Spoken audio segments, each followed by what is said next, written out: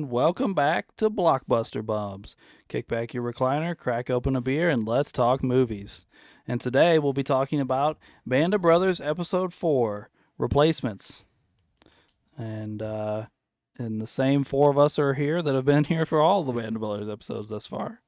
Tom and I and Ray and AJ. Still no Barry. Hopefully he'll be back soon.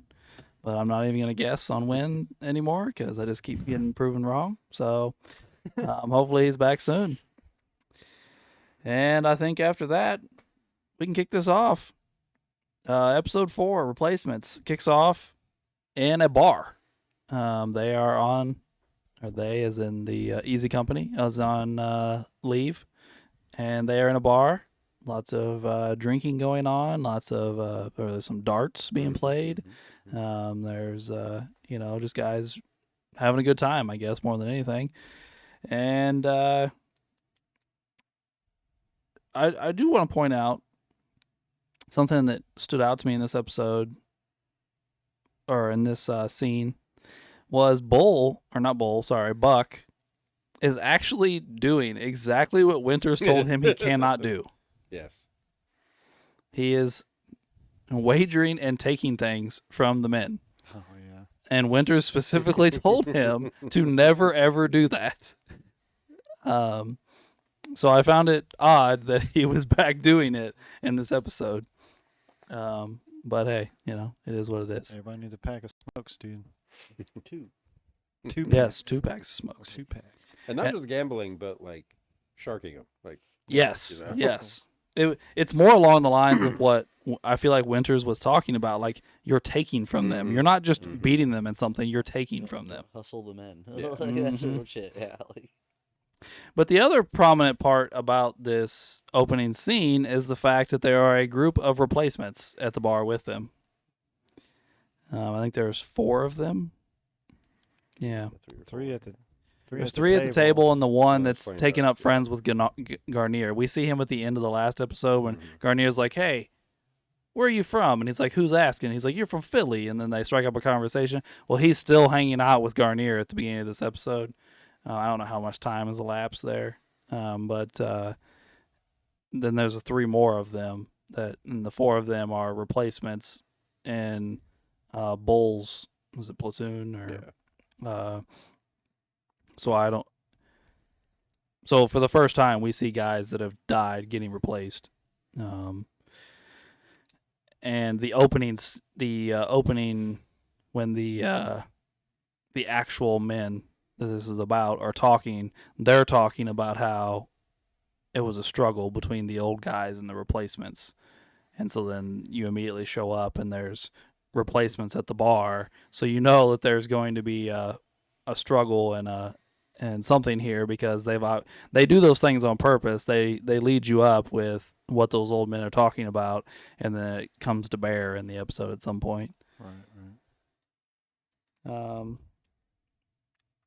And then they and like Tom talked about last episode, then Smokey stands up on a chair and announces that Lipton has been promoted. First off, to I think they said first sergeant. First sergeant, yeah. So Lipton has been promoted, and he has an announcement to make.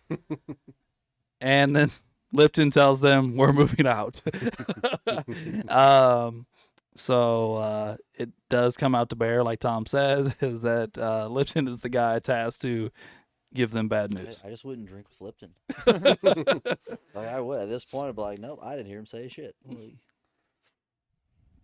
So then it goes into... Hold on. Before we leave the bar, though, do we want to discuss the unit citation situation? Oh, yeah, that's a good thing to discuss. Yeah. Yes. About what was it? Who's the dude that rolled up? And then Cobb comes in and kind of ridicules McAvoy, whatever his character is. Miller. About his unit citation and blah, blah, blah. And then he kind of walks away. And then the dude kind of says something to Cobb about you weren't even there either. Yeah, so it's Cobb comes up and like fingers the citation thing. I don't know what you call it. It's pinned to it. Is it just a pin? Or It's a ribbon is what okay. Yeah. So like the ribbon on Miller's uniform, and is like, "What's this?" And he's like, "It was a unit citation for what happened on D-Day." And he goes, "Yeah, for what happened on D-Day. You weren't there." And then like he's just staring Miller down like hardcore, even after Hubler is like, "Hey man, it's a unit citation. Leave him alone." Cobb doesn't give it up, and so then Miller takes it off and puts it on the table and gets up and leaves, which I think kind of disappointed Bull more than anything. Bull seems to be like, "Come on, dude, you just gave up like and took off your citation? Like what the hell?" But then Bull walks up and picks it up and is like, "You didn't fight on D-Day either." And then turns around, walks away, and then Cobb hits one of the other ones, like the Latino-looking guy, hits him and is like, "It's because I got hit in the plane before we got to jump." Yeah, I mean, that's not a good enough excuse. I don't know. I mean- I just looked at it like he was hazing him, and the young guy. I mean, didn't- that's he what it didn't- was. I was like, he didn't know that was that guy's situation. But everybody that knew that wasn't gonna speak up because guess what? Like all the new recruits weren't wearing it either. Like like you were the odd man out. Like it was an unofficial official type thing to where it's Yeah. like you're not supposed to be wearing it. Like no one's saying you can't, but it's about what you're signaling, and like Yeah. no one else at the table was doing it. It's like I think that's why Bull was like, it just sucks that you had to be a dick, bro, because you weren't even there either. Like that's like that. I think that's it. Like you just had the kid at a disadvantage. But see, the reason I brought it up because we'll talk about Cobb later, and that kind of plays into a character kind of development. yeah. I was with gonna him. say it.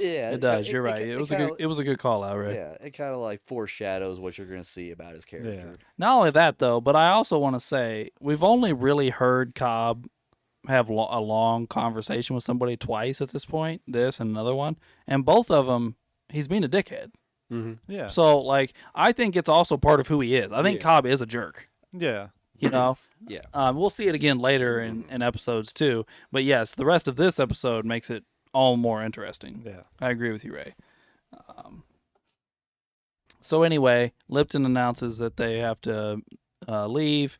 Then you see a very quick glimpse of Winters and Nixon giving them a speech about Operation Market Garden, which is what this episode is about. Operation Market Garden, and they and then they're getting ready for a jump, so they're on like the airstrip, putting all their stuff on. Well, the first thing you notice is the fact that every 5 seconds, one of the experienced guys is walking up to the new guys going, "Hey, fix this. Hey, don't do that. Hey, do this. Hey, do it this way instead." Which I think is would be good as far as like these guys don't know as much as you, Yeah. but at the same time, I feel like it would be annoying. It is, but we called it unfucking your fellow Marines. Well, I mean that's a interesting way to put it, but I mean, That's what we hey. called it. 'Cause you got a guy without a canteen, he ain't drinking water, he ain't no use to you later on. He dehydrated 3 days down the road. Or, like the Mhm. first Or he ain't jump, got like, fucking hey, rounds or a magazine on him. He Yeah, fucked so 3 you days use down your the weapon road. in the jump, but like, hey, guess what? Don't use that fucking bag. Yeah. Like, and it's like, Because we want everybody to Yeah. come back safe. I so- mean, essentially, what Tom was talking about was he said it's Cobb actually that says it to him is he says if you want to live, jump ready to fight, yeah. and so the guys take their guns out of those cases and like, but then Bull walks by and it's like, hey, don't hold your gun like that because your knee will hit the butt and the business end will knock your teeth out. He's like, you've got to, and makes him change the way he's holding it. And then then Bull tells him again later, don't bring your reserve parachute. You won't need it. yeah. And like, there's just comments being made to these guys. And I think more than anything, they feel stupid. Like the replacements do. I mean, Yeah. they're just like, geez, I can't do anything right. Like, but at the same time, these guys didn't know that either. Their first jump was a disaster. Yeah. Half of them lost their guns. They lost their radios. They know this stuff because they lived through it. Yeah. It's not because they just are way smarter than you and knew this before their first jump. Yeah. It's just experience. Yeah. Experience speaking. Yeah. which is good. You think you'd want that out of your team? You're you know, fucking right. I would. Definitely yeah. Don't let me leave this I mean, going I this don't- fucking plane fucked up. You Yeah, I know. don't think anybody here is saying they don't want it. Like, Yeah, because yeah. even the recruits and everything, like you said, yeah, they may feel dumb, but they're doing it still. Yeah. Like, They'll feel better 2 Yeah. days down the road. yeah. Mm-hmm. Yeah. The ones that are Well, left I don't anyway. even care. Yeah. I don't even care if you feel good 2 days down the road. Like, you'll either do it, live, or you won't. Like, I don't care. Like, And then the return of Sobel. You don't see it coming, and all of a sudden there's a truck driving down the tarmac, and Sobel's in it, along with Popeye, actually, who gets dropped off. And I don't want to get a ton into Sobel and his interaction in this portion, but Sobel is Sobel, and he has the motorcycle that Malarkey and I think who did we decide it was last episode? Was it Mo? yeah. Maybe. Mo, Yeah, yeah, it was Mo had procured in the last episode, and then we go straight into parachutes falling from the sky, which I did learn today that they use cranes for this. Really? Yeah, like not every single one of them was on a crane, but like the main characters they wanted to show dropping and hitting the ground and everything, they were dropped off of cranes, and the rest of the ones falling out of the sky were CGI. Oh, okay. But yeah, if in this episode they're really concentrating on Bull, like at one point falling and hitting the ground, and really, like he was dropped off a crane. CGI worked a lot better in the daytime. Yeah. Oh yeah. Yeah, like I said, like if they acted like I said, like after you saying that, like man, the parachutes didn't stand out nearly as much against that white backdrop as they did on the black at night on the night jump. Like the night jump, you could tell it was a CGI parachute for Yeah. sure, easily and all that. But it looked so much smoother. I was like, man, I bet they're feeling real I think good it was fun the coming music out too. to the Yeah, plane it was this such time. it was such a great scene. Like I loved the day jump scene. That was one I remember from the commercials and all as a kid. So here's my question. Okay, I'm gonna talk about this for a second. If the goal of these paratroopers anyway on Operation Market Garden were to save and take over 4 bridges so that they could get the tanks in further inland, why did we drop the paratroopers 8 miles from the bridges? They're paratroopers. We can drop them wherever we want. Yeah, but you don't want them getting lit up with anti-air. Oh, You gotta scoot them all the way back so they can march in. If you got them too close to where they gotta be at, then they're just fucking cannon fodder. They're Well- gonna get fucked up. Well, I have a couple things to say to this. I feel like 8 miles is still pretty close to your target zone, though. But essentially, they're in a race. They're racing the Germans Yeah, to these bridges, and you drop them 8 miles away. Yeah, but I don't know.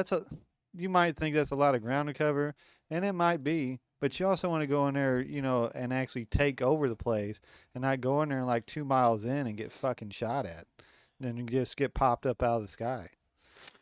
I mean, yeah, I hear what you're saying, but the last time they jumped out of the plane, we weren't worried at all about anti-aircraft guns. And how did that go? Well, they won, But they did not. and get they their- Lose this one. They didn't get to their target objective, though. Like, they didn't meet their drop zone. Well, we made it to our drop zone because we avoided everything this time, and it didn't work. So Yeah, but they I don't also know. they kept saying that the running joke here was that it was a town full of like young boys and old men. It was supposed to Yeah. be like what it was ran by. I mean, we'll learn later, but I mean, the information that we had gathered, whoever gathered it, was very false. Yeah, that's what Yeah. I'm thinking. Like it's like, Uh, but like I said, at that point, I would I don't know. I would look at Nixon at that, but like intelligence, what the fuck? Yeah, see, Oh, that's yeah, what very I was much so, thinking. yeah. Like, That's where I would look over at Nixon's ass and everything. But that's like, yeah, like other than that, like I can't fault them for like, yeah, you got bad intelligence, got fucked up. yeah. Like, Anyway, I just wanted to ask that question. I thought it was interesting. But anyway, we also were introduced to a new lieutenant in this episode. The first time we see him, he's having a conversation with Sergeant Martin, where he's essentially saying, like, I think he's saying that, like, when I'm in a plane, I have to keep my eyes closed. So Martin, I need you to do everything for me in the plane, and then hit me when it's my time when I have to jump out of the plane. Oh yeah. yeah, he was like, just Yeah. well, yeah. Yeah, tap my leg, tap my leg. And Martin's like, why? There's a light for that. And he's like, because I need you to tap my leg. He's like, the light, you're first. The light will be right by your head. And he's like, it's an order. Tap my leg. But then this guy is like leading as they're riding tanks. He's the only one like not on a tank, and he's way out in front all by himself. Yeah. Like reading a map and like looking through binoculars. Oh, yeah, dude's a fucking idiot. Yes. Just right there in the road. I'm like, what are you doing? Everybody on the tank knew it and said it too. But see, Like, that's that same tard that was in that catwalk in that other city, if I'm not mistaken, because he looked exactly the same guy.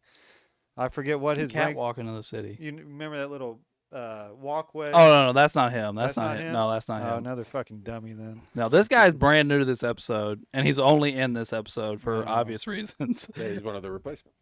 Right? He is a replacement, but he's a okay. replacement officer. He's not a replacement private. He's a replacement officer. Right. Yes. replacement. But and like Ray said, everybody on the tank, even the privates, are like, "What is he doing? What is he doing?" And so then Bull yells at him, and he's like, "What?" And then gets shot.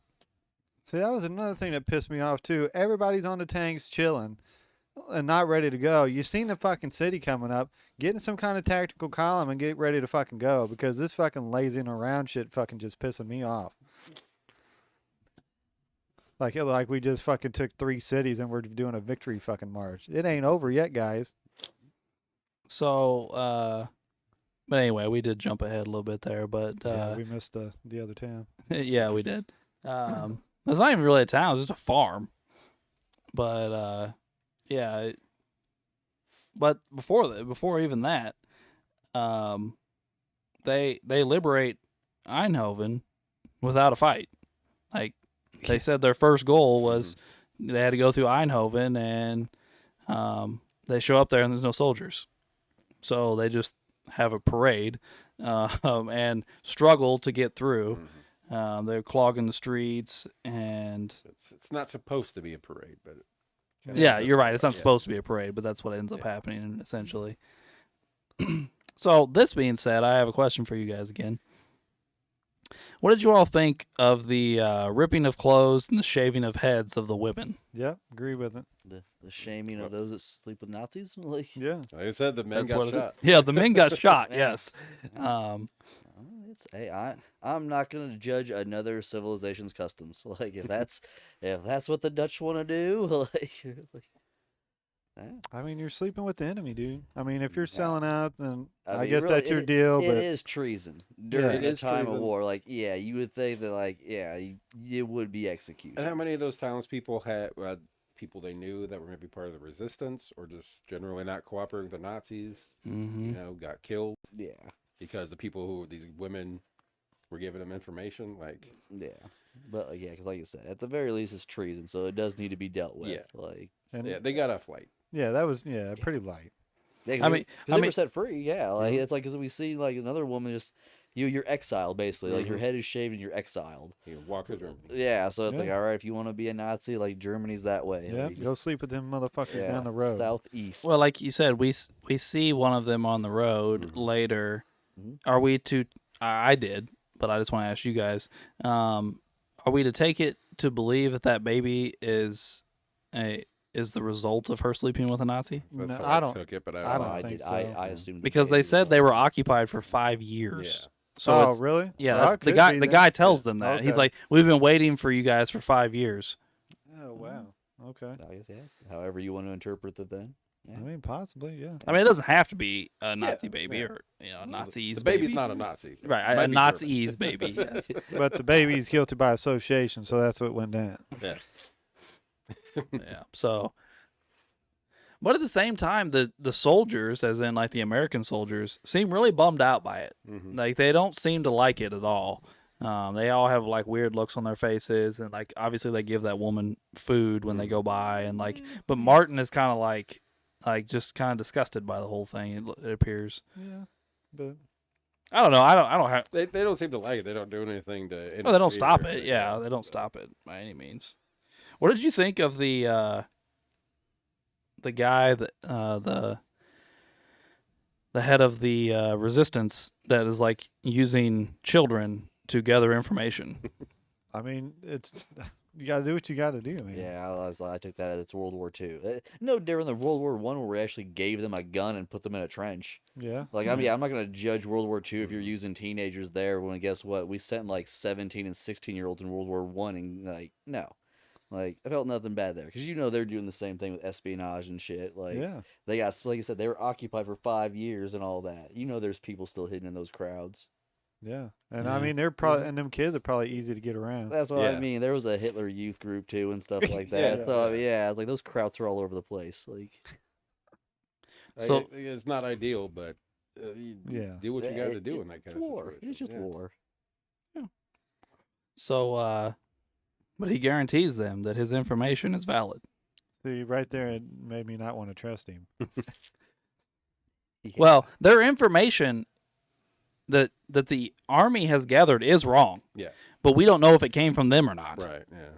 So Nixon's information is wrong. Where Nixon got it, we don't know, because the few things that this resistance guy tells you, he's correct about, but you don't know was because Nixon introduces Winters to him, so Nixon knew who it was. So did Nixon get his original information from this guy, which happened to be all very wrong? I don't know. I don't know. It's interesting to think about. Tricky game war was. So this is they leave Eindhoven, and that's when they see the woman on the road with the baby. And then right after that is when the lieutenant is shot, like we were talking about earlier. Right after that, he is shot. Everybody runs and jumps in a ditch except for Bull, who runs out to get the lieutenant out of the road or to help him. Then the first medic on the scene also gets shot. Oh yeah. It was not Doc. It was somebody else. We don't know. And then a second medic runs up there. I don't know if it's Doc or not because I'm pretty sure he has his back to us when he like runs up and like squats down. So I don't know that if it's Doc or not. But that person doesn't get shot. And then we have a full-fledged battle at a farm. There's barns and animals and a house and other buildings there. And you don't know it at the beginning, but the Germans have dug in and have essentially a trap set up. Yeah. I mean, it looked good at the start, and then we see that fucking tank over there, and it's just like, oh fuck. Yeah, I mean, you get most of the guys we know, and almost all of our 25 we see in this battle. Everybody, Garnier and Martin and Bull and Buck are all very vocal during this, giving commands, running around. Bull's really leading these new guys around, trying to keep them alive more than anything.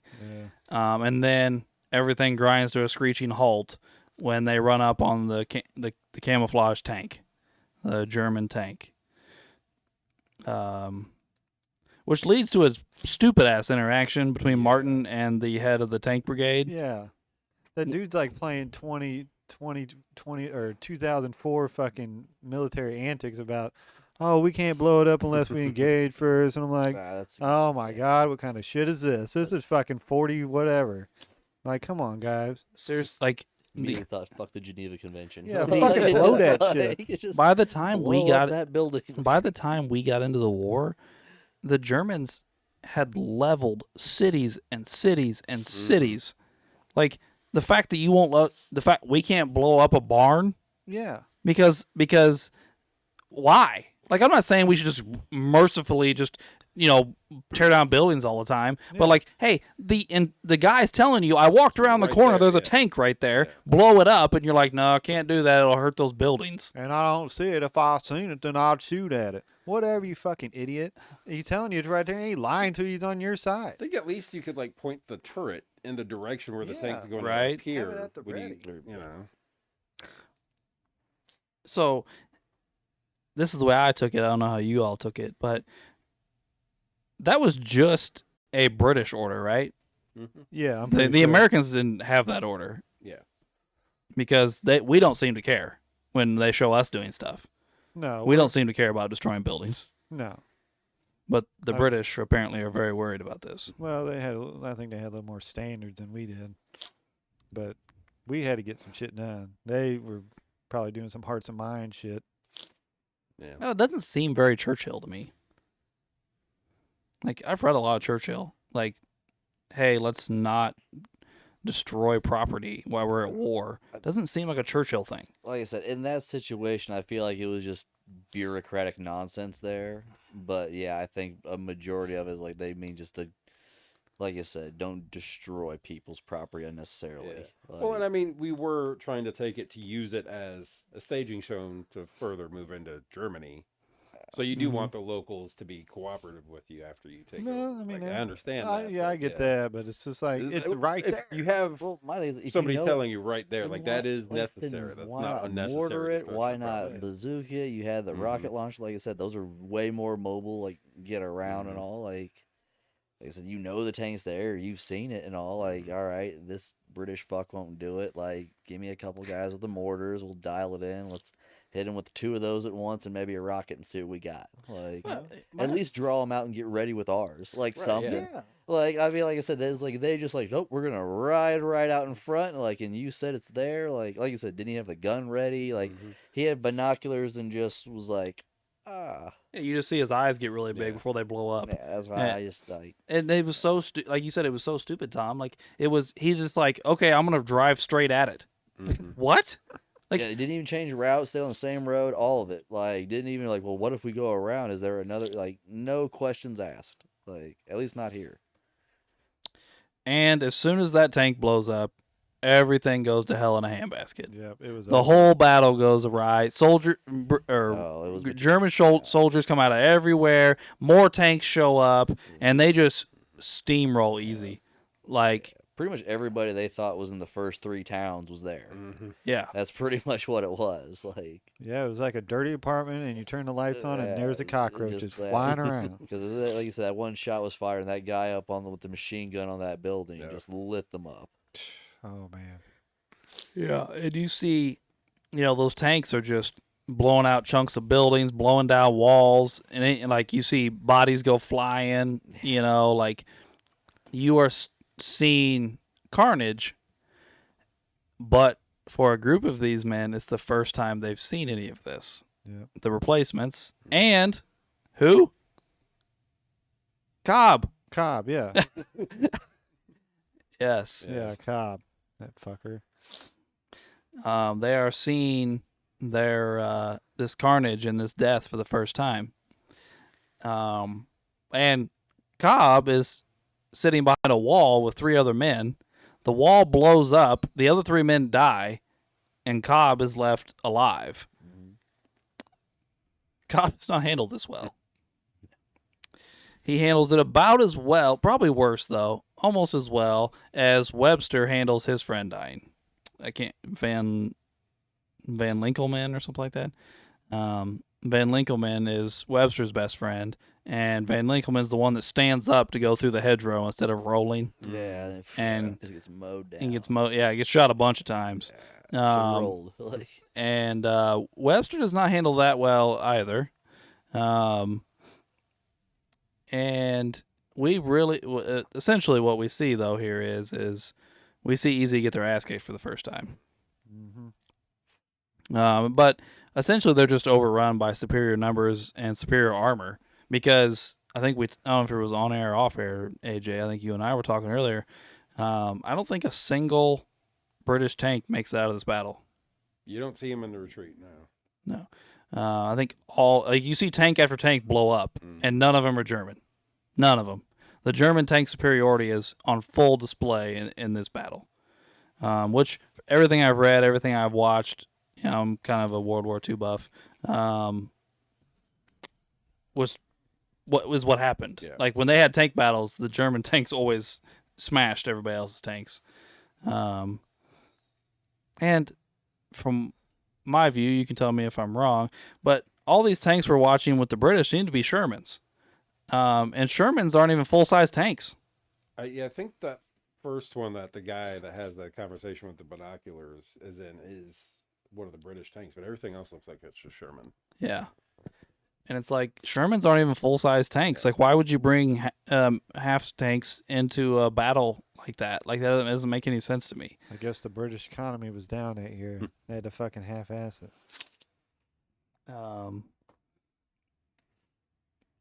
But we also see, we see guys like Garnier and Buck and Bull and running away.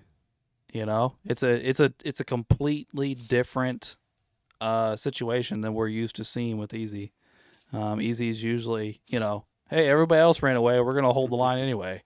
Like we saw in the last episode. So it's a very, very interesting dichotomy here. There's also another interesting scene at the end of this where Buck gets shot in the ass. Second person who gets seen shot in the ass, by the way. I know, it's like He a gets common hit a few thing. It times. must be like a common thing. He takes more than one shot, I'm pretty sure. They said one bullet, 4 holes. Yeah. Yeah. It's- And it's Malarkey and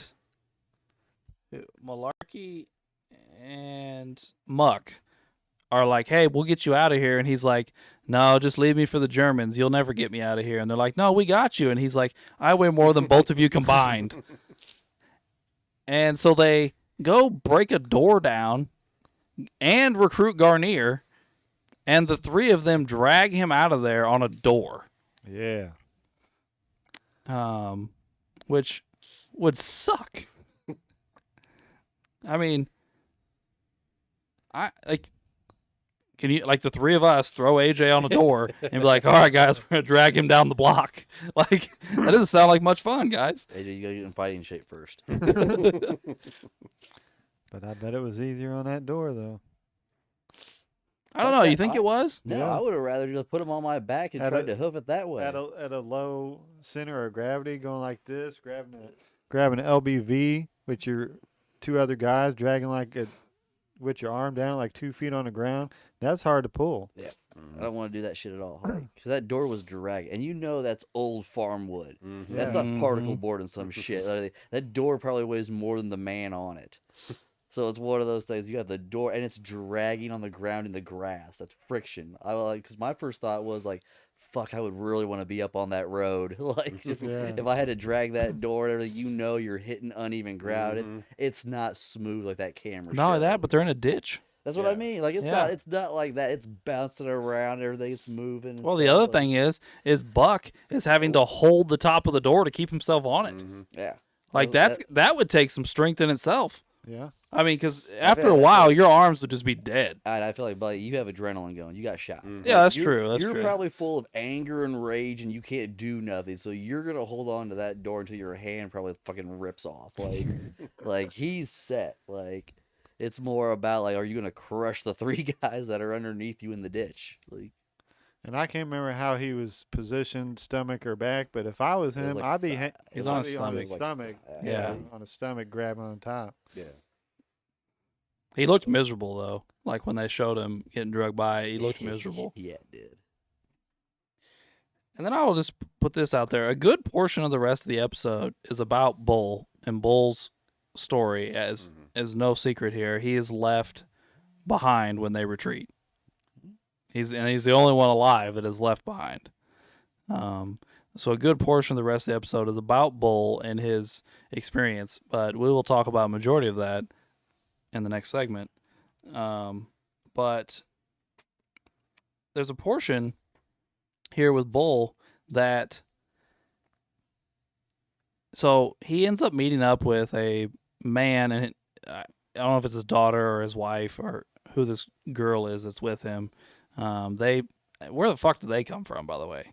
Anybody know this? Where the hell did those two come from? They probably hiding in the grass or something. They just they're Maybe a on- root cellar. popped or- out. They live there on the farm. yeah, root cellar. Yeah.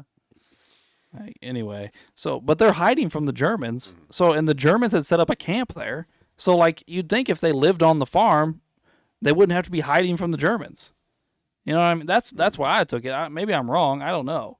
But, like, because the Germans had obviously been there and like dug in and entrenched and like had taken over the buildings. So, like, Who knows what their backstory is? It's fair. Maybe they was escaping from another fucking encampment and they fell into some more bad luck or something. Could very. I mean, being in a country where the whole country is like occupied, and it would be awful. Like I can't even imagine that. So, and anyway, that being said, Bull and these two are hiding in the barn together.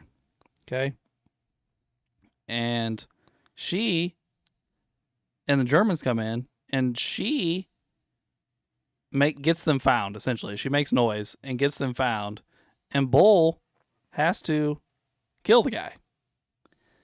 And she is like horrified. She is like so, like she seems so messed up by this and the way Bull is acting. And I'm like, but the ironic part about this is you caused it. Like the dude was leaving. The German soldier was leaving, and he wouldn't have had to have done this in front of you if you would have just stayed hidden and not fucked up. Yeah. But, I mean, what has she got to, freak out about? It's either that or get captured and possibly raped by the fucking Germans. So, I mean, what is she freaking out about? I don't understand. I mean, yes, I agree with you, Ray, wholeheartedly. I do kind of think, like, seeing somebody die for the first time maybe pretty terrible. But at the same time, you could have not watched. That was completely optional. Yeah. Yeah. I feel like your trauma is the price you paid for your fuck up. Yeah. If you would have been quiet, maybe you wouldn't have this trauma you have to have the rest of your life now. Like, you fucked up, here's your consequence, go on with your day. Like, that's the way I looked at it. Like, like he could have killed you both too. Like, that's the thing. Like, cause that, it's like that could have been an option as well. Like, Well, here was my thought: was Randleman or Bull could have let the soldier find the two of them and use that as a way for him to escape. Mm-hmm. Yeah. Like he could have left you all hanging out to dry. True. But no, essentially he saved you. Yeah, I think they would have outed him though, because like I said, like they would have given him up, thinking they would have saved their own life, because that was the whole purpose of like him not killing the man, because like fuck, if I slit his throat now, she'll scream and give up my position, and then I got to fight all the Germans. It's like, so I can't kill him because this bitch will scream. That's a very good point, Tom. Because that was my first thought. I was like, oh, like, it'd be too easy just to kill that one and just hunker down and sneak away. Like, but he had to play ball because she was there. It's a fair point, Tom. Didn't think of that. And then we cut to where Easy has retreated to. Hubler is passing out bread. I'm sure he stole it from a farmhouse or something, because he steals beer from a farmhouse earlier in the episode. You're just sitting out. Just sitting out. Like they knew we were coming. But he's passing out bread. They're kind of chit-chatting, talking. And Garnier comes over, asks about Bull. Garnier and Martin and... Am I missing somebody? Maybe this is Garnier and Martin. Garnier and Martin are very, very worked up about Bull being missing. They ask about it constantly. They talk about it to each other. So was Cobb there with him? Cobb's sitting there with this group. Yeah, it's like I think it's just Bull's platoon. It's Cobb, Webster, and Hubler, and the two replacements. Yeah, it was three replacements, but Miller's dead at this point. So there's the five of them sitting there. And so then the five of them volunteer to like go on a mission to try and find Bull, because Garnier tells them if there's no body, nobody's dead. Well, four of them volunteer. Cobb's like, I ain't going back to that place. But he went. He went though. Yeah, he went. He didn't want to go. Yeah, you're right. He went though. Well, him and Webster both were kind of like, seriously? Like...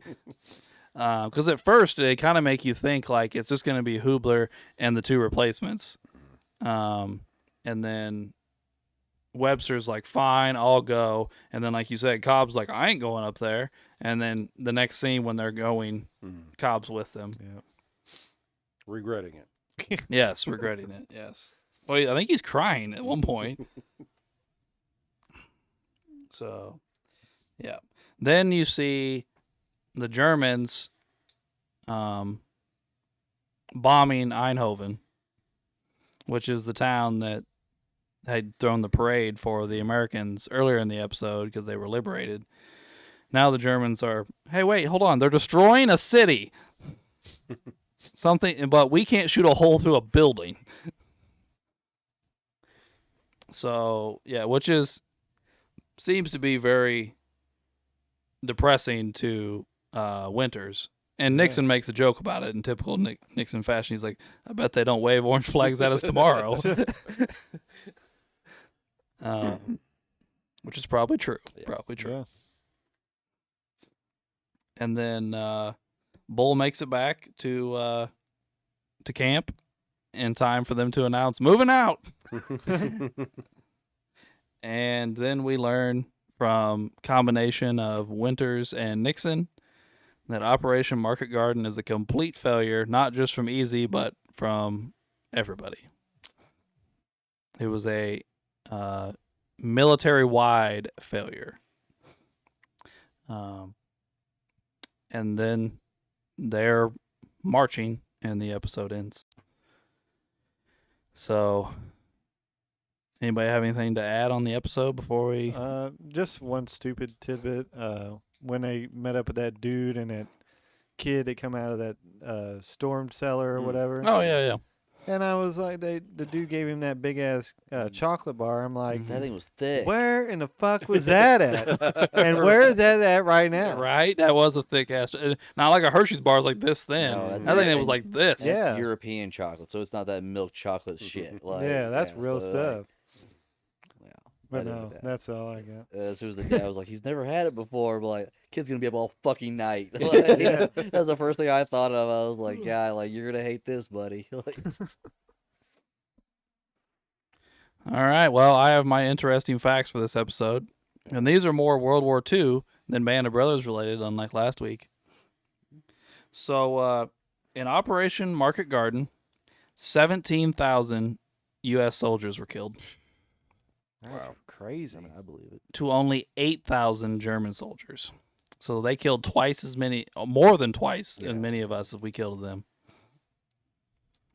So that kind of adds to the Market Garden was a failure. Yeah, they really undersold it this episode. Then, like, No, I mean they told you at the end. They oh yeah, got no, the yeah, at numbers. the end you see, Yeah, you got all the yeah, numbers. see the numbers written on screen, but like, But yeah, like they I don't- said, I don't think you conveyed that type of loss in this battle. no. Huh.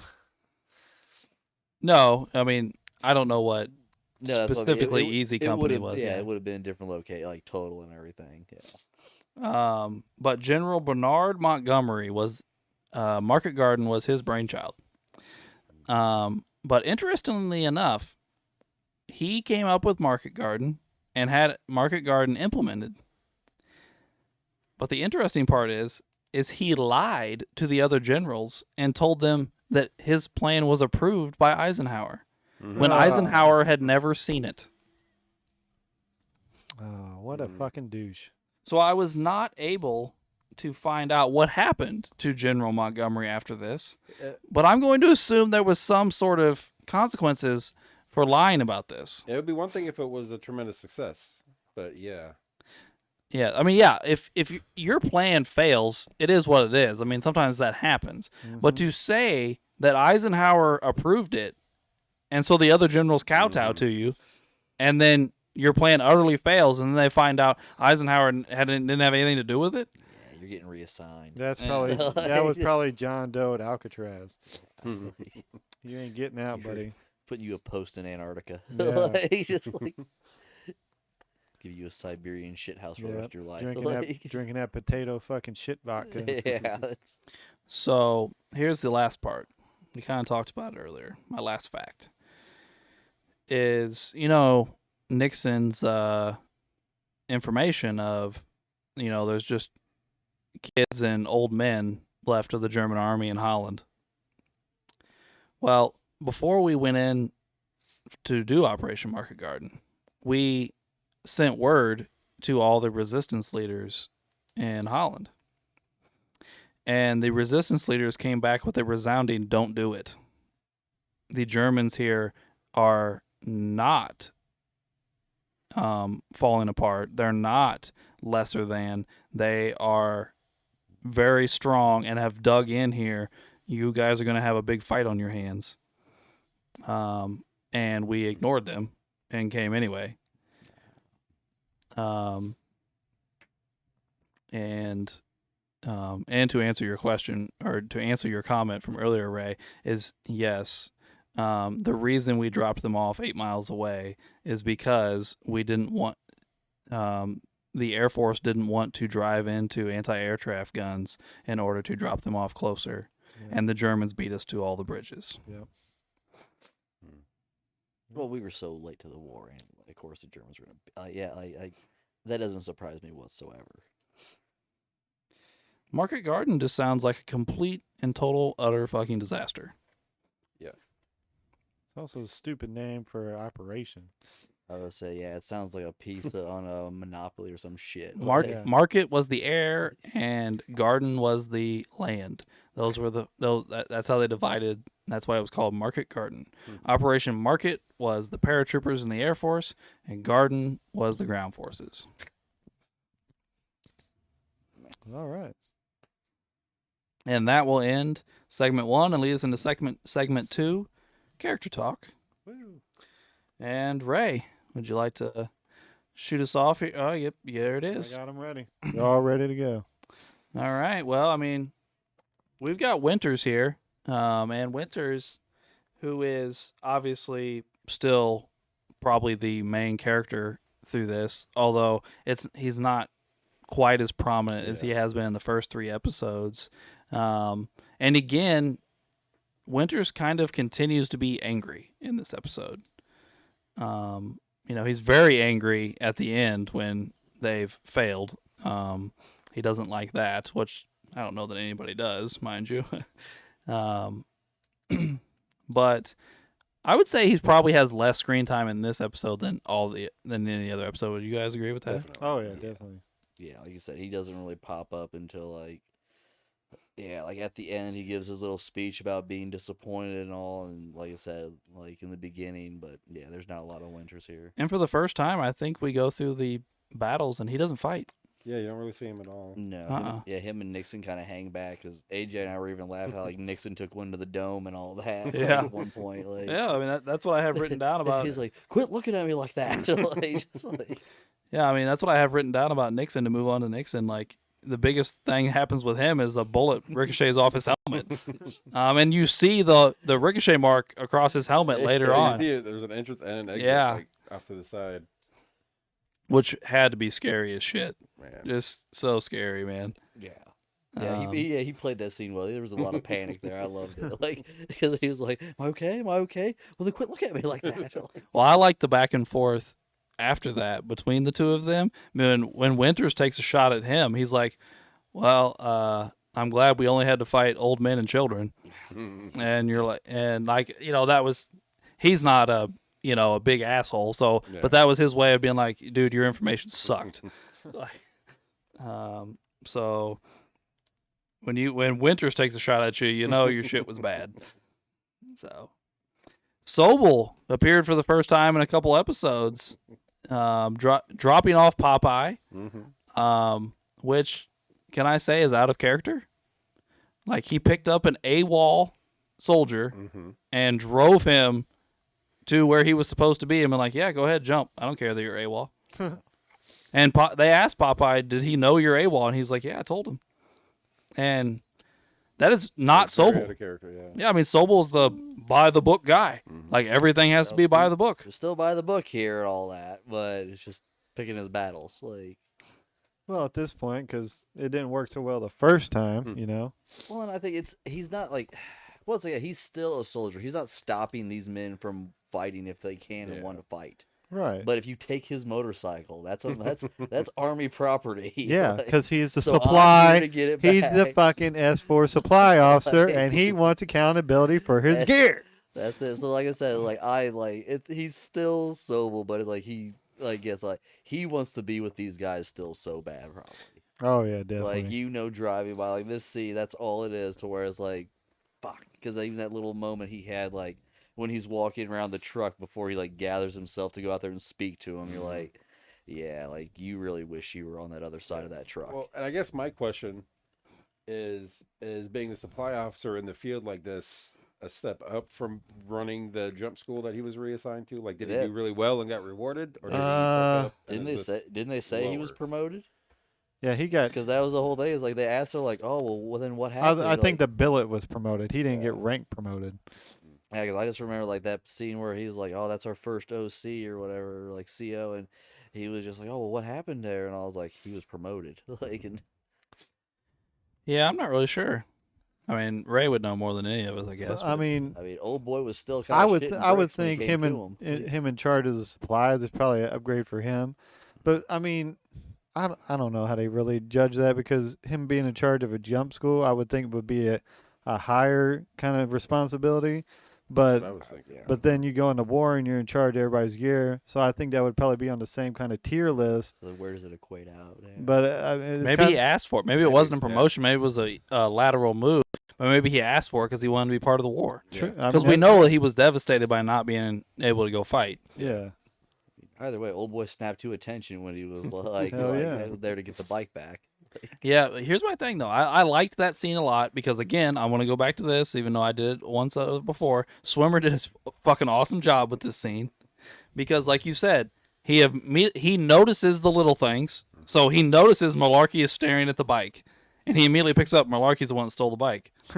So he walks up and he's like, Malarkey, and Malarkey goes to attention, but then he looks down and notices, and he gets a grin on his face, and is like, excuse me, Sergeant Malarkey. But it's almost like there's pride in his voice. Like he's like, my, Sergeant dipshit has moved, or Private dipshit has moved up. The bullshit, I mean, sorry. Like I said, he still wants to be there. He wants to be Yeah. with these guys. Like that's he like- wants to be Yeah. who Winners actually is. Yeah, Yes. yeah, he Yes. wants to be winners. Like But then he proceeds to chew Malarkey's ass for stealing army equipment. Yeah. Which so- he should. Which Yeah. I just Which thought, he should. which I thought was hilarious, especially how he phrased it too, because like it was that double entendre where you don't know if they were talking about like the whole mutiny thing or not. So it was like, you think I wouldn't find out? Like about what? Like, it's Yeah, like- that's true. I didn't even didn't think even about catch that. Oh, that was Yeah. the first thing I thought because I was like, "Oh, that was good." Like, 'cause it was like that unspoken conversation between the two of them, where like there's a jab there because he knows that like there was a resistance led against him and all that. He just doesn't know who. Yeah, like, Sink told him. No, he told him he all. knows He them, told him yeah. all of them. He knows who they were. It's just hilarious. I was love every like I sergeant. said, Yeah, every sergeant that's in what your I said. company. It Yeah. was, that's why I just took it as like I don't think it was about the bike. It was hilarious. That's what it was. Well, I also think Sobel wanted to. I think he would have found something to confront somebody about because he wanted to be like, oh, I still have authority. Right. Like I think that's who Sobel is. I mean, I could be wrong. This is the way I read I, it. don't know, I took that interaction there as him trying to fuck with him, especially when he had the smirk and like with Sergeant and all like, and then like I said, then pretty much just giving him because there's no consequence for stealing the fucking bike. You're gonna go jump here in 5 minutes. There's Yeah.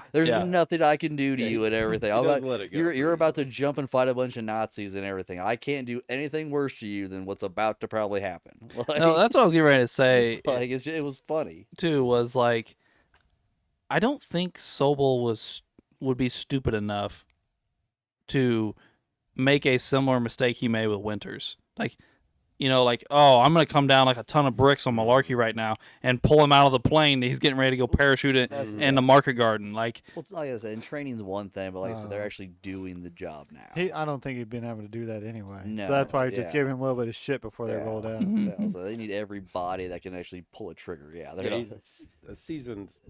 Yeah, they're not gonna care. Like I said, he just gave like the guy that went AWOL from the hospital with a bullet in his ass.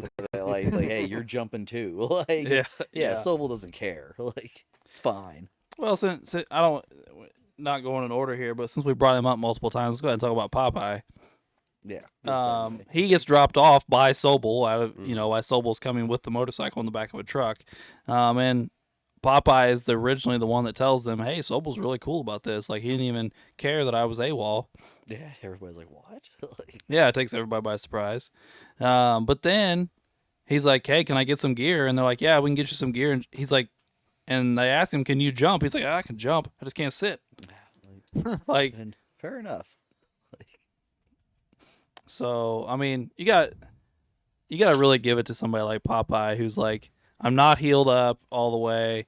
I went AWOL and ran away from the hospital, hitched a ride here.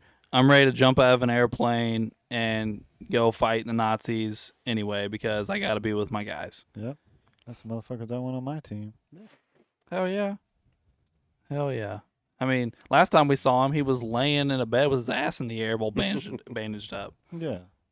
Yeah, he was one ice cream cone away from being Forrest Gump. There you go. Yeah. So, yeah, Popeye's back. But then I guess the next guy on our list here is Bull or Randleman, Yeah. which has like half an episode about him here. So this may be quite a decent conversation. But Bull gets left behind, like we mentioned earlier, at the battle of that farmhouse. They leave him behind, not on purpose. And he's hiding in a culvert when the Germans are marching through. And then under the cover of darkness, sneaks into a barn. By the way, I don't know that we covered this earlier, but he's also wounded. He takes some shrapnel from a tank into his like shoulder blade area. He has like a chunk of metal back there. Yeah, which the farmer and his fat fingers trying to get that out was rough. Like he's probably just pissed. He's just fucking take the knife. Like he just like. By the way, the whole thing just looked so painful. Yeah. Like even when he got the knife and was digging it out, like oh yeah. man. I was honestly expecting him to tell the woman to do it because as soon as he was like talking about how his fingers were fat, can't get, I was like, she's got smaller fingers. Like get in there better. Like. Yeah. And that was a big piece of metal once the guy got it out. Yeah. That was a nice sized chunk. Yeah. That could not have been comfortable. And there was at one point before they even rolled out and he was in the ditch, I thought that fucking tank was going to roll over his ass. Yeah, because he's using it as cover, just moving along Yeah. and all that. Like, and you've seen that exact thing happen before in the show, Germans. too. Yeah, that Nazi and everything got it. Like, Although and I don't know if it actually was that long because they kept cutting back to it, but it seemed like he was crawling away from it for a long time. Yeah. Seemed like he probably could have just stayed put and it would have passed. That's it. I thought the same thing. Yeah. Either even if you didn't stay put, even if you just like I'm gonna scoot back 10 went the feet other way, and yeah. let it roll by, and then I Then you had a nice bit of cover too. Yeah. But it almost seemed like Martin thought the tank did run him over Mm-hmm. because he screams "Bull!"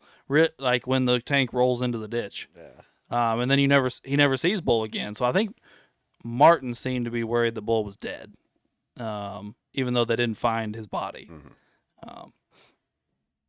But like I said, Bull ends up in that barn, and as Tom mentioned, that couple. I don't know what I don't know what they are. Whether it's they're Like, I took him as father and daughter, but I did yeah, too, but I I would say, didn't know. with the age difference. Yeah, I took it, especially as how older like the man Mhm. seemed and everything is. Yeah, father and daughter.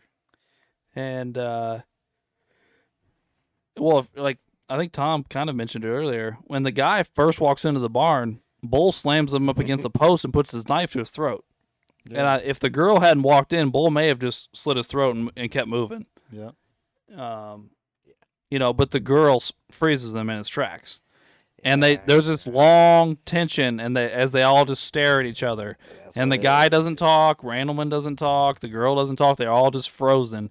And finally, he lets the guy down, and pulls them in, and but they can't communicate worth a damn because they don't speak English, and he obviously doesn't speak anything other than English. So Webster is the guy in the episode that speaks German. So anyway, Bull, that's when he takes the fragment out of his back, and then that's when more Germans show up and they come in the barn. There's 4 of them, and they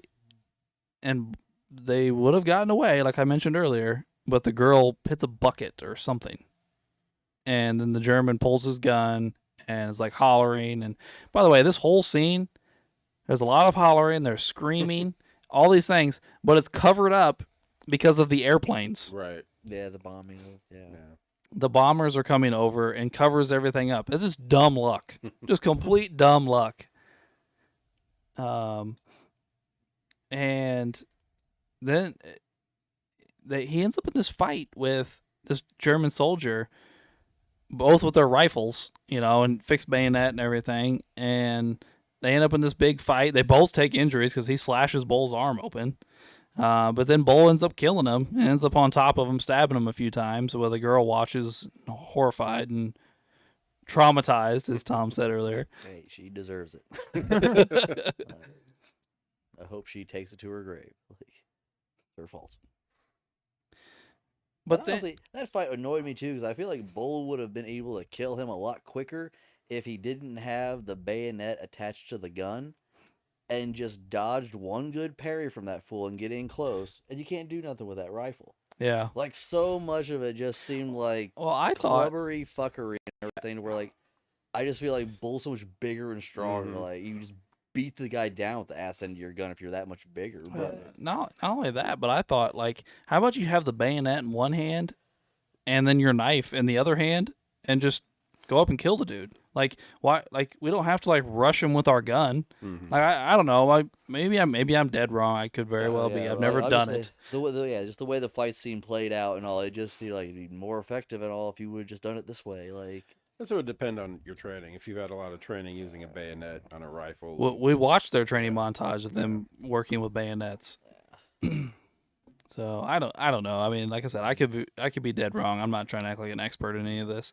But Yeah, we didn't do a whole lot of bayonets on the rifle. I mean, we put them on there and mess with them, but it wasn't like a big ordeal. like I said, once again, it's just one of those throwbacks from World War One. Well, that and then if you have it on the rifle and you run out of rounds, it's easier to access the knife right away than it is to, reach down. Oh, I'm out of rounds. Yeah. Fumble fucking around with your fucking sheath, over here. When you just have it on here and you start parrying. Yeah, which once again is what you would want in trench warfare and all that. Yeah. But like I said, like once again, a lot of the whenever they're in like the urban environments and in towns, I hate the fact they have these long rifles. Oh yeah. Like it just bothers, like just the way it angles where you seem so exposed, and you see the Germans with like the machine guns right at the side, around ready to go at any angle around a corner. Like I don't know, it just puts me on edge seeing the technology difference and all. Right, because their 1 point sling was killing me because I'm used to a 3 point where it's just dangling right here and I just go right up to that. Oh. But then Bull just kicks them out of the barn. I don't know, so we don't know where they go. And then he stays the night in the barn with the dead body covered in straw. And then in the morning just gets up, walks out, and that's that. Like, just easy peasy, lemon squeezy. And gets picked up by a Jeep and then runs into his rescue squad halfway back. And makes it back. And everybody's happy to see him. By the way, I did learn this. You know the line when Garnier walks up and is like, I don't know whether to kiss you, slap you, or salute you. I listened to an interview with the guy that played Garnier, and he said he just said that on the fly, and they let it stay in. Like, that wasn't in the script. Alright, good ad-libbing. Yeah, that worked. So, anyway, do we have anything else to add on Bull? I mean, don't pretty think hefty so. story for Bull here. I mean, I think subtly the whole thing was about Bull. it really was. It really was, yeah. Because throughout, like, he really was, like, at first they talked about, like, what kind of leader he was. They didn't think that he cared about his men a whole lot. And, like, as he's going through, like you said, in, like, a fatherly way, it's like, hey, wrap the, around here, hold the gun like this. He's like, it's all practical on the fly shit to do and all. And like I said, it is even that little joke at the end kind of wraps it up and everything to where it's like, oh, I never liked this company or whatever anyway. Like, I think it's that whole thing to where like they finally understand his leadership style. Yeah, he's not really giving pep talks. He's giving like just solid practical advice. Yeah, I keeping was gonna say people because he, alive. like I said, he's just so proficient, and I don't know if he was the guy in the beginning that says it in the interview. Is like after a while, I stopped trying to make friends with the new recruits just because they die so quick. Mm-hmm. To where it's like, well, I think this would be a good way to be friendly, but not be like, oh, I'm gonna like lose my shit if you die type thing. Yeah, they still haven't told us who the old men are yet. So Yeah. No, we yeah, I don't- was gonna say like I always think there's gonna be a name and like the nickname or something at the bottom of it, but Yeah, and then this is an episode where Doc again. Yes, we do see Doc. Doc it runs up to that platoon, Bull's platoon, and says, "Do you have any wounded?" And they're like, the guy Webster's friend that died. He's like, "Oh, he's in that bush over there. He's dead." And he's like, "Okay." And then he runs off into the fire to go find him. That's the only time we see Doc all episode. Just that him being the medic. He's just doing his thing. Really, the other big character that we haven't really talked about or two more big characters in this episode. One of them is Webster. Webster for the first time ever, plays a prominent role, and is the first time ever having a speaking role, and he talks a lot. And Webster he's their translator, which hasn't come up before now, which is weird. Haven't really needed it till then. Yeah. But he's their translator. He's a Harvard graduate, so I don't know why him and Nixon don't hang out, but hey, but the biggest thing with him is he really struggles after this battle and his friend dying. I did a little reading on Webster today just for some backstory on him, and he never recovers from this. He stays a private his entire career, doesn't want to get promoted, he finishes, doing what he's got to do. But like they said, when he left for war, he was this very happy-go-lucky, very social guy that liked to be out, having drinks, socializing, trying to pick up girls, like these types of things. And when he came back, he wanted to be left alone. He didn't want to he was real depressed. Just the heaviness of war, I guess. And he died in 1961, lost at sea. Huh. Okay. He went out on a boat and never came back. Interesting. So, interesting way to go. But I like to think that's the way he wanted to then. Yeah. Alone, away from everybody. As alone as it gets. Yeah, I was lost at sea. You did it, man. yeah, that was the Webster side of this. You're gonna get an intro to Webster in this episode, and then the other one's Cobb. Yeah. Like Ray mentioned Cobb early on about him essentially just being an asshole at the bar. But then he goes and sees his first real battle and doesn't handle it well at all. Yeah. He's like we said, he's seen crying at one point, like laying in a ditch, huddled in a ball, crying. He's very he's sitting there rocking back and forth at one point, and one of the guys has to kind of console him. Like you said, the wall blows up and kills the three guys he's next to, leaving him alive, and he's just sitting there frozen. Yeah, almost like he's in shock. They never showed us how he got out of there. I wonder that. If he just took off, or what, Yeah, because they never showed him getting up and running away. And the next time we saw him, he was just in the back of a truck rocking and somebody trying to console him.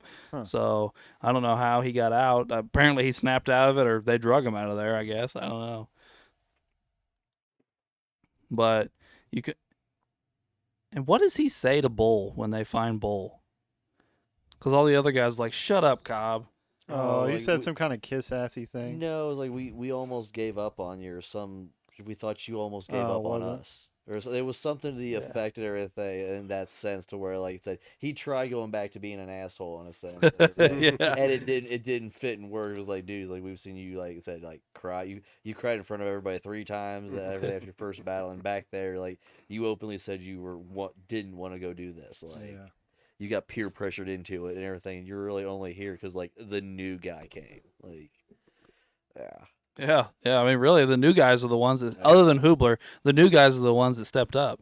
Yeah, because they're the ones that really pushed. That's what. But once again, I think that's why the episode was about Bull. And it's these new guys, like I said, they came like we talked about at the beginning of the episode. They came in looking up to these guys because they already built up such a lure about them and all that like they wanted to like prove themselves and everything to them in a certain way. And I think this echoed that speech in the beginning. Is like this was like their step up time where like, hey, like Bull's missing, like let's go get him. Like Yeah. It was their they were proving themselves. Like we're part of the team now. All right, you want to pull our list back up? Oh yeah, sure will. Yeah. We also have, I know we kind of mentioned earlier, but Buck Compton, he gets shot in the ass in this episode and wounded. still alive. Still alive, yes, not dead, just shot in the ass. Everybody else on the screen, to varying degrees, is in it, obviously. And as like I said earlier, Garnier and Martin do a lot of like giving commands and shouting, and Garnier comes up and talks to the Bulls platoon while he's missing. That type of thing. Martin does the same thing. And they're in the search party for him and all that. So Not Martin and Garnier. Martin and Garnier stay back. no, Garnier did, yeah, because Garnier's like, oh yeah, you guys got it. Like Yeah, he says he's gonna go. Let me go get ammo, and then when the rest of them yeah, they're volunteer, like, oh, he's yeah. like, "Oh, okay." Then he's like, oh, okay. But then that's what I think. But once again, it just speaks to those guys coming out to where like even Grenier, rather than like not trusting that they can do it and going and getting ammo and joining them, he was like, oh, all right, if you guys got it, I'll trust that you guys got it. Like, so I think it was like it was a good nod from the older guys and everything. Because like I said, they have like proven themselves at this point, and they are stepping up. But you have guys like Shifty and Lipton and Malarkey, Skinny, Mo, Smokey, Toy, Muck, Picante. They're all in this episode, but none of them play a large role. No, you more like see them like in little like snapshots of what they're doing in the field during combat and all. Yeah, you see some of them in the bar at the very beginning, drinking and carrying on and stuff. And then, like you said, you see snapshots of them fighting and, doing things like that. But none of them have like large speaking roles or play a large part or anything like that. It's just, they're just doing what they do. They're soldiering, I guess is the best way to put it. Yeah. It's kind of like how we just usually like, oh, there's Doc being Doc. Yeah. Like, it's like, what's Yeah. he doing? It's like, he like somebody got shot, so he's over there. Like, This episode was real, like Tom said earlier. This episode was really, really about Bull, and I would say Winters and Nixon and Garnier and Martin play smaller roles. They're actually involved, and everybody and I forgot about Webster and Cobb. Webster and Cobb do play kind of a key role, Kind but of a B story. yeah, the B story, I guess. Good call, AJ. But the rest of them are just back. They're just in the back doing their thing. Yeah. And none of the rest of them play in a huge role. I mean, Toy was out of the last episode. He kind of like came back in like a background in this episode, so I wouldn't be surprised if he plays more of a larger role in the next episode. But Yeah. and we're missing a couple of guys. Lieb got Spears and Christensen around in this episode. But yeah, I think that's all I got for segment 2. Anybody have anything on any of these guys before we move on? No, I think that was a pretty good little wrap up of it all. All right. Well, we appreciate you joining us for episode 4, The Replacements. And we would appreciate you joining us next week for episode 5 of Band of Brothers, Crossroads. Another good episode, if you ask me. So you won't be lonely. Well, yeah, I started singing it too. Like, it's deeply ingrained. Like, This will be another very heavy Winters episode. Okay. I feel like Winters needs a win after this. Like, Oh yeah, big time. And we would appreciate it if you would not only tune in, but rate, subscribe, comment, email us at Blockbuster Bums for life at gmail.com. and thanks for tuning in to Blockbuster Bums.